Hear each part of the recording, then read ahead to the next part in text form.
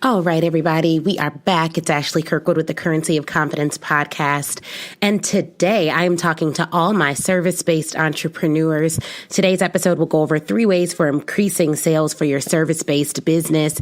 And we'll get a little bit personal and unveil some behind-the-scenes stuff of my business and how I've been able to increase sales, onboard more than 30 clients in a quarter, all of which who are on multi-$1,000 contracts. And I think that it's important to note that I work with entrepreneurs, solopreneurs, all the way up to corporations, but we'll be speaking specifically how I've landed these solopreneur clients to my law firm and how you can do the same in your service-based business, because sales strategies are relevant to every service-based business, every entrepreneur. The truth of the matter is, if you are an entrepreneur, you are in sales, right? And I don't want us to think that sales is a dirty word, because it's not.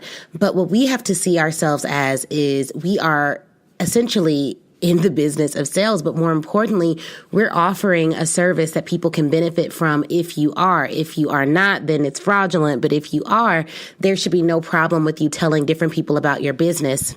This past weekend, I spoke at an event and there were several aspiring entrepreneurs there. There were some people who were already in business, but one of the speakers, BB Robinson, asked, she basically defined aspiring entrepreneur as someone who has not made $1,000 in their business. To my surprise, quite a few hands went up, and all of the women who attended were brilliant and have services and products that could impact the world. But you will never impact the world if you can't figure out how to sell. And I say sell, but essentially what selling is you having the ability to tell people what it is that you do, how it is that you can help them, and how utilizing your services will take their life or their business to the next level. And if you don't know that narrative, you'll never be able to impact as many people as you'd like to impact, whether you're selling consulting services or events or your book products or anything of that nature. You have to know the narrative for what your product or service will do to change someone else's life. So let's get specific. We're going to talk about 3 ways to improving sales for your service-based business. Number 1, you have to perfect the art of the cold email. Okay. And before we even get started with the cold email, it's important to note every business that utilizes clients and it seeks to have a large amount of clients, even if you only have 10 or 15 clients, you want to have what's called a client relationship management tool. I personally utilize HubSpot. The speaker yesterday recommended Vasita. You all can check that out as well. But I use HubSpot. And what a CRM does is it allows you to put in several different leads, thousands upon thousands of leads, and put in information about each and every person that you're going to pitch so that you're not pitching the same person twice. You know all the information about them. I like to put in birth dates. If they say they want to buy it, not this month, but next month, if they say they want to go on vacation, all these things I like to put into my CRM so that next time we talk, it's a relevant conversation. And it's one that, shows them that I remember what they said. And it allows me to build a real relationship with my client, because again, the reason sales has a bad name isn't because selling is bad, but more importantly, because salesmen have come off aggressive and disingenuous, when what we should be able to do now with the internet is know everything about our clients, know everything about their pain points, what makes them happy, what makes them sad, when they have a birthday, when they have a loss in the family.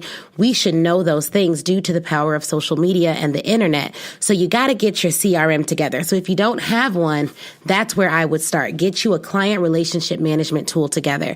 And this is for people who are selling services. And if you have a book out, a lot of women I know have written books. A lot of people are self-published authors. Here's the thing. When you're self-published, you have to move that book yourself. So you need a serious sales strategy. And what that looks like is you need a way to be exposing your book, your product, your service to new people every single day. And it seems like a daunting task, but through the power of things like Facebook ads and automated messages on Instagram and the way in which you can have Facebook groups and all these different communities you can build, it's not that difficult. So we have to figure out how we can get your product, your service in front of new people every day. For me, I used Instagram. I literally built my entire firm on Instagram.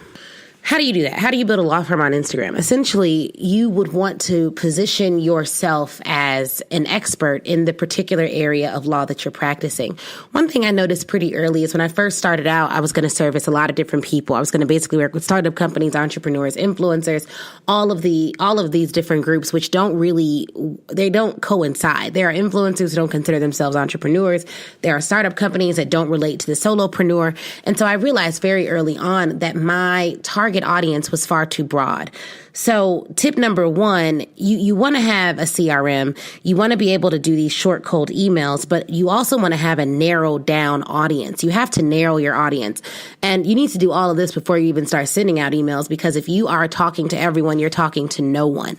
It just won't work. As much as we want to speak to everyone, we want to talk to everyone, it just doesn't work. People want stuff that's for them. And if they see you as a lawyer for large startup companies, or they saw me as a lawyer for large startup companies, they wouldn't think they could afford me as a solopreneur. And so I had to get really clear about who I was speaking to, who I was going to work with, who I actually liked to work with, which is a whole nother story, because I'm going to tell you, when I first started my business, my only experience really was with larger corporations and thriving businesses. I'd never really worked with the smaller entrepreneur. The concepts are the same. The legal standards are the same. The law is the same. But I had never targeted that audience so specifically before. However, in the legal world, if that makes sense. So my clients were a lot larger. However, when I was working at a large law firm, I did this YouTube show and I interviewed entrepreneurs from all walks of life. And I did that not knowing that a couple years later, I would be going back and pitching those same companies as some of my clients. And the reason I did that was because I knew that I was interested in entrepreneurship, but I was scared. And when you're scared about something, you just have to demask it. So for me, it was like, okay, well, let me interview all these different entrepreneurs and kind of see what their life is like, see what their finances are like. A lot of my guests, if you go back on my YouTube channel and look back a while, you'll see that a lot of them talked about their finances. They talked about how much money they were making in their business. They talked about how tough it was to get started. And so I had somewhat of a lens into that world, the world of entrepreneurship, what they were dealing with, what their pain points were, what their budgets were looking like, how difficult it is to get started, how some of them didn't even put themselves on salary. So that when I became an entrepreneur, I knew, okay, I'm going to need to give myself 6 months runway to start being really profitable, and then a year to really be sustainable, because that was always my goal. 6 months to profitability, a year to sustainability, and praise God, I'm on track to that. But talking to those different entrepreneurs gave me insight into the world of an entrepreneur and the pain points of my now client. So I thought that that was very helpful. And those are some things you can consider as well. Blogging to get to know your clients better, having a podcast to interview different people and get to know your clients better. But you need to know who you're targeting. Once you target them, now these are the specific sales strategies. Start sending out short, cold emails. These are emails to people you do not know, but you want to get their name. Studies show that if you put the name in the email, you have a higher probability of getting past spam filters. You also have a higher probability of them opening the email. So you want to get their name. You want to know the name of their business. You want to know something so that you can personalize it to them. And certain CRMs, HubSpot has this. If you have the name, if you have the business, it can automatically filter those things in. So you're not manually typing all of those things in every time. But what I found is when sending a cold email, an email to someone you've never met in person, who did not say like, hey, I would love for you to send me an email about your services. The trick to it is making the email as short as possible and providing a link by which they can get more information, and ending it with a question. So email needs to be short. You need to personalize it to them. You need to provide a link. And I'm saying like 3 sentences. So it's like, hi, are you still the person that handles booking for college speakers? ? If so, can we chat next Wednesday for 15 minutes over the phone? I'm a new APCA member. I would love to speak with you. And I say APCA because that's an association that I'm in for college speakers. But those are the types of emails that I send in order to get my roster of collegiate speaking engagements up. So as you all know, or maybe you don't know this, I have a law firm, Easy. I represent entrepreneurs, trademarks, and contracts. Call me if you want a dope lawyer. 2, I have a speaking business. I speak to colleges and corporations on confidence and on academic success, and also on building your brand through social media and traditional media. So those are my 2 businesses. And for each of them, I have a very different sales strategy. I don't do free consults with customers for my law firm. It just didn't work. I tried it when I first started my firm, and let me tell you, the clients I was getting, they weren't the right clients. People couldn't afford my services, and I recognized my time is so valuable. I charge $400 an hour. I can't justify me spending 20 minutes to talk to someone who's really not interested in legal work. They just wanted some free legal advice. That's not really how I work. And it's not the best way for me to protect myself and my business ethically, or just in terms of getting, sued as a lawyer. Most of the times, lawyers get sued by people who they gave free work to, or people from their church or their family, and it goes south. So the more I personally believe the more the client pays, they typically turn out to be a little bit more of a sophisticated client. The less the client pays and or is willing to pay, sometimes they turn out to be a more laborious client. Those are my personal experiences. So take that for what it is. I don't think being cheap is the way to go. I also don't think it's the way to feed your family and yourself. And one of my favorite speaking coaches says, I know that we all love what we do, but because we also like to eat and live indoors, we need to make money. So strategy number 1 for increasing your sales, start sending short, cold emails, and have a clear call to action. Do you want them to hop on the phone with you? If so, give them the time frame and the duration of the call. Someone may be more willing to have a 15-minute call with you. They're going to be less willing to have a call with you that takes place over the course of 30 minutes or some undefined amount of time. I get pitched all the time, either to be on my podcast or for me to be on someone else's podcast or for me to do this or speak at an event. And it's just like the pitches typically don't come with everything I need to make an informed decision. And here's what I recognize. When you value your time, the way you ask someone else to do something is always with the mindset that their time is very, very valuable because you're busy too. Like, I don't have time to waste with you. I'm not trying to talk to you for an hour about my products or services. If you can't describe your products or services in a solid 15-minute phone call with a decision maker, it's not a product or service that you're ready to provide because, quite frankly, you don't know the exact pain points that you need to reach. So the benefit of doing all the research on the front end, having a really well thought out CRM, is that you already know the event they did last year. You already know that they are ideally the right person or they know the right person, and you already have a solid follow-up strategy. So you want to send a short, cold email with a clear call to action down to the number. Like, if you give me 15 minutes next Wednesday, I can tell you everything I need to know, you need to know about my service or product. If they are not interested, which is going to happen the majority of the time if you're doing this right. We talked on the last episode about chasing no's. So if they're not interested, okay, cool. So you could ask them and you could say, they could say, hey, I'm really busy. It's the end of the school year. I don't have time to talk to you right now. This isn't really, we're done hiring for the year. You could say, hey, I totally understand that. I would love to just talk to you about who you've hired in the past. I know you're busy now. Could I reach out in 3 months and just see whether we can hop on a call? I would just love to hear about your experience as I'm new to the community. Period. See what they say. Don't let the first no be your last pitch. I personally don't think. Now, if they say we have no budget to hire speakers, I'm not pitching them again because I don't work for free. So, you can't do that. But if they are the right person, if they have a budget, if you have the decision maker's email, then you want to make sure you stay in touch with that person.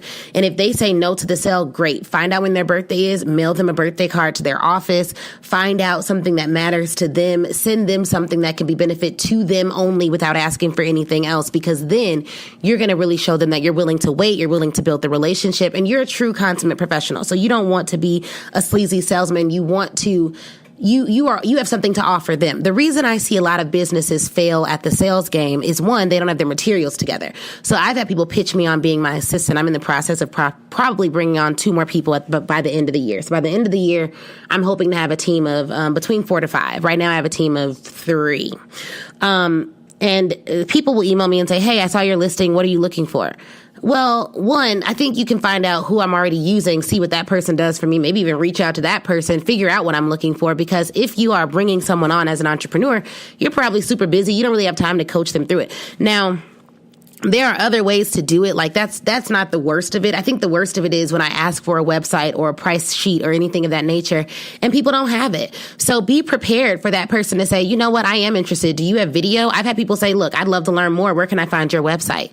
Have a website ready to send them. Have engagements of you speaking ready to send them. Have a law firm website ready to send them. Have testimonials ready to go, have Yelp reviews, have whatever you need to have to show them not only do you say you're great, but other people say you're great as well. So you want to be able to send really efficient, short, cold emails. 2, once you get on the phone with them, let's say your pitch is, let me get on the phone with you for 15 minutes to show you what I can do for your business, and you're doing this for free. This is different than if you're a service-based business and you want them to buy a consult. If you want them to buy a consult, you can't send a 2-sentence email and say, hey, let me get you on the phone. You want to send them a resource. This is why it's very important to know your audience. If I am selling my speaking packages, right, which are premium priced for colleges, corporations, and universities, I want to get them on the phone so that they can hear my voice because they're literally paying me for my voice to speak and provide information. If I am pitching a legal client, I want to give them something that shows them that I'm great at what I do. So I'm sending them my 3-page packet that it describes my prices, who I am, my pedigree, that I went to Northwestern Law School, that I've worked for all these great firms, the results that I've achieved for past clients. I'm sending them all of that. And then I'm also going to send them a free training on trademarking that I have already created. So I send them a link to that, like, hey, here's a free training so they can start to see me as an expert and they can learn something whether or not they work with me. And I'm going to send them those things on the front end. So that email may be a little bit longer. And oftentimes I do the pitch right on through social media, depending on who the person is. So you have to know who you're pitching and what you're asking for. Traditionally, and I've never had this happen, I've never pitched someone for like a $5,000 or $10,000 speaking engagement through my first email. And through that first email, they're like, all right, great. Where do I send the check? Never in my life has that happened. Sometimes people will come to me and want me to speak and they'll just be ready to pay because they've seen me speak somewhere else. However, traditionally, when you are a speaker and you have a speaking business, which is different than you speaking at a few conferences every now and then, when you have a speaking business, you have a sales strategy for that business. You have a pipeline by which your clients go through. You have people on contract to bring you in to speak. You also have to have a process by which you're getting them in the door and know exactly what they can expect from you.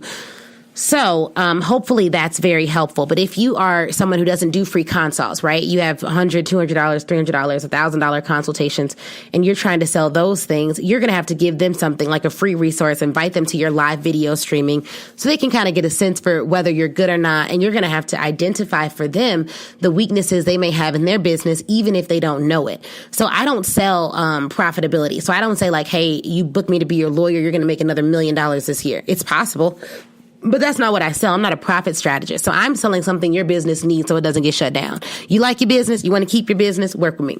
So that's essentially what I'm selling. So that means I have to train and educate people on what the actual dangers are that they're facing that they don't even know about. Okay. So that's a little bit of a different sale. So you want to figure out what are you selling to that person and make it make sense.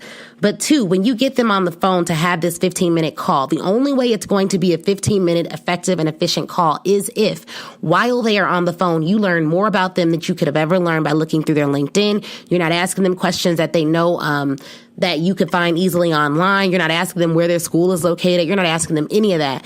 So you want to have a sales script written out for new clients. You ask the same questions each time to the same type of client so that you can get as much information as possible. And you want to do, it's called fact finding. I used to do sales before law school. So when you are like, why, how do you know so much about sales?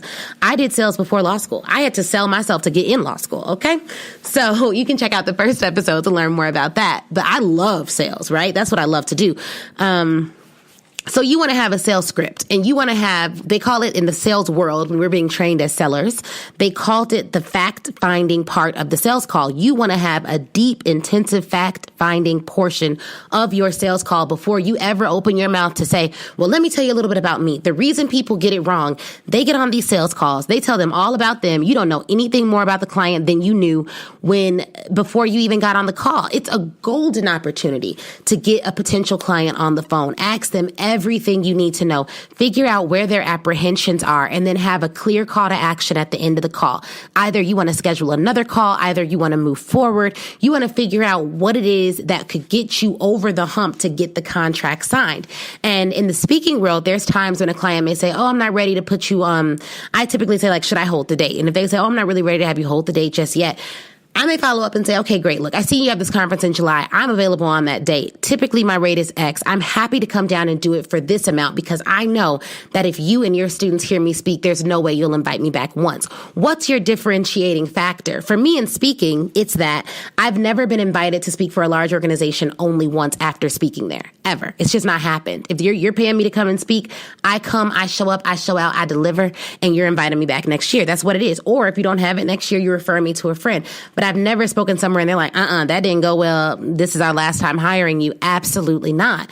And so in the speaking world, your sales strategy is your bread and butter, because if you land 50 to 60 paid engagements and you get invited back 60 to 70% of the time, your next year's work is that much lighter, but you keep them going in the pipeline.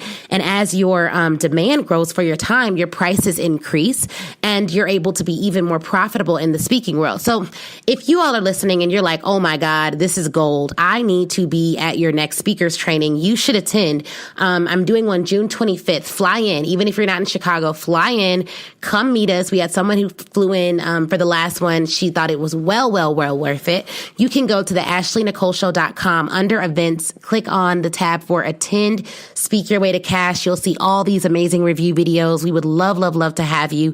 Feel free to shoot me an email if you have questions about it. admin@passionpurposeandpaychecks.com. That's admin@passionpurposeandpaychecks.com. So if you're like, okay, I need to learn how to get my speaking business up, I can help you with that. Let's talk about it.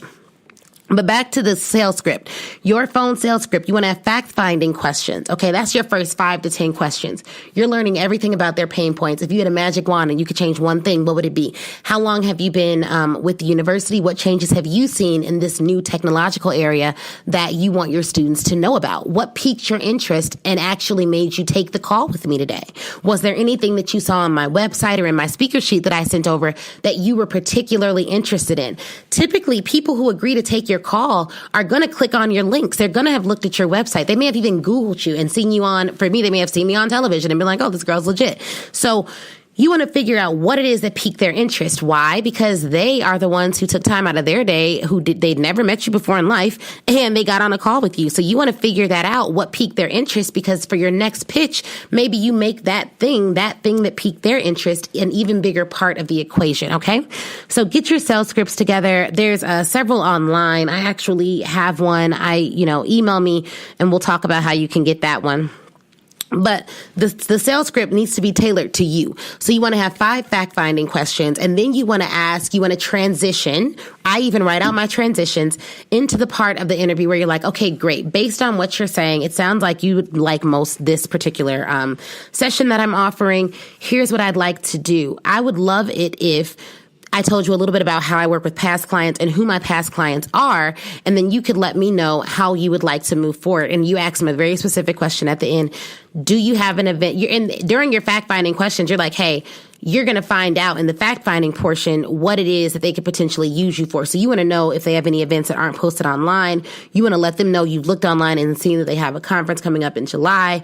But you want to find out what else they have going on. How many times are they utilizing speakers? What's their budget look like for that? But the budget question and all those questions should come after you've actually dug deep and figured out what it is that they actually want and how you can best service them. And then you're going to make them an actual offer. And at the end of it, say, hey, I would love it if we could hold a date. Do you think after this conversation, it makes sense for me to hold that date on my calendar? And we can touch base again next week about your budget and securing the actual contracts to get this done and see what they say. But you have to ask for the actual sale, basically, is what I'm saying.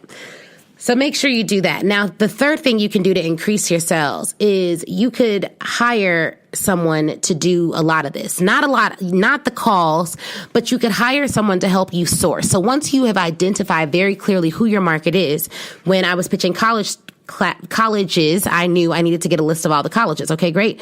When I was pitching high schools, I need to get a list of all the high schools. Okay, awesome. I could hire a VA, whether domestic or internationally, and they could do the job of searching all the high schools that I should be speaking at, searching all of the large youth conferences that I could potentially speak at, getting me an email address. And then I could even have them to send out the initial email, because through my client relationship management tool, I can create templates. So all they're doing is clicking the template and sending it out, and then I handle it from there. So outsourcing is a great thing to do, but I don't recommend you outsource or hire anyone to help you with this sales process until you've done it yourself and experienced success, because you need to know which emails get responses, which ones don't, what's working for you, what social media posts get the most interaction, how can you develop your social media strategy. But again, all of this is strategy. And you can use a sales process for getting actual sales, for finding key, powerful mentors and potential investors, for getting yourself in the press, pitching your op-ed piece that you want to get published, or pitching your potential story to be featured in a magazine.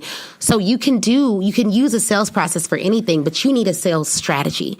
And in order for you to develop a strong sales strategy, you're going to have to get out there, start selling, start making mistakes, start getting turned down, start getting some no's, figure it out, get out there and figure it out. So this week, what I would love for you to do is send at least 2 if you don't do any.